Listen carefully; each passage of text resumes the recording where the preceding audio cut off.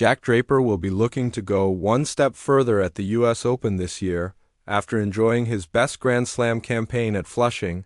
Meadows and 22-4. Draper advanced to the semifinals last year without dropping a set throughout the tournament.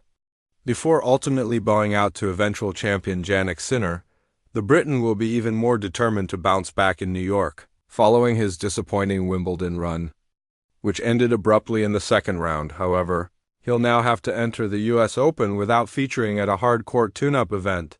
After he revealed an injury update on social media. Jack Draper issues injury update ahead of U.S. hardcourt. Swing Draper took to X, formerly known as Twitter, to say, "After Wimbledon, I picked up an injury in my left arm. Nothing serious, but I have to make sure it recovers fully for the rest of the season.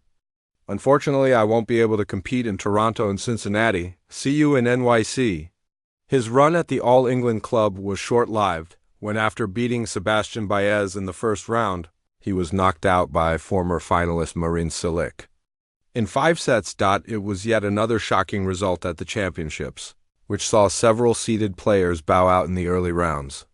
Jack Draper's impressive semifinal run at the U.S. Open last year. Draper entered the U.S. Open as the 25th seed last season and got off to the perfect start with comfortable wins over Zhang Zhijin and Facundo de Acosta. After beating Botic van de Zandschulp and Tomas Makek in rounds 3 and 4, he came up against his first seeded opponent at the event. He played 10th seed Alex de Minaur in the quarterfinal, whom Draper defeated 6-3, 7-5, 6-2 to advance to a maiden Grand Slam semi-final. In the Final Four, a red-hot Sinner proved too much for the then 22-year-old, who lost in straight sets to the Italian.